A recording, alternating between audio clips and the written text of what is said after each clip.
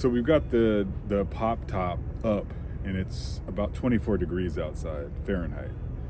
So it's a little cold. Inside we've got the heater going. Now the challenge is that when you got the pop top up, you know, the heat from inside here, the main cabin area, goes up, but it doesn't fully go inside to the pop top area and the sleeping area in the back of it.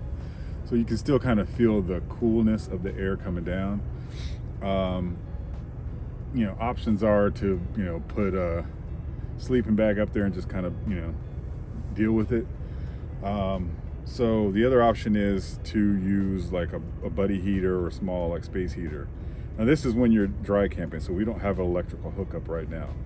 If you have an electrical hookup, then you can just plug in, no problem.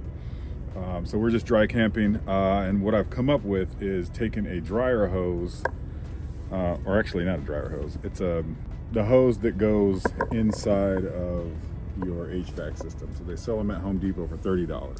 So here's all the parts needed to get everything set up. One 4-inch by 25-inch HVAC ducting hose, one 3-inch ducting flange, one 6-inch hose clamp, and a strip of Velcro. To get started, I first unscrewed the vent cap on the cabinet of the bench. Then I lined up the duct flange just so I can make sure that it was properly placed. Then I placed the clamp around the hose and placed the duct flange inside the hose. I tightened everything down and then cut 4 thin strips of Velcro and placed them on all 4 sides of the duct flange backing. That was just to prevent any airflow leaks once it was attached. So the vent comes underneath the seat from the furnace and then goes up, and then I put it right into this little strap here. The thermometer inside here is 65 currently, and I'm using this heat gun to test it, and you can see it's actually showing 72 towards the back, 63, 64, so that's what this thermometer is showing. 70, so it's right around 70 degrees inside.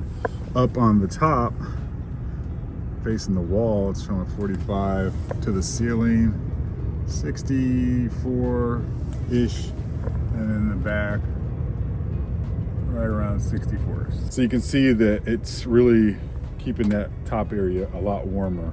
And then you don't have to worry about using like a propane heater, buddy heater, melting something or tipping over or something like that. Once I was finished using it and it was time to pack up, I just removed the hose, screwed the vent cap back on, and then placed the hose in the compartment underneath the bench seating, and it fit perfectly. I put links for all the products used in this video in the description section, and if you happen to have any questions or comments about what I did, please leave those in the comment section. Appreciate you watching, and we'll see you on the next one. Take care.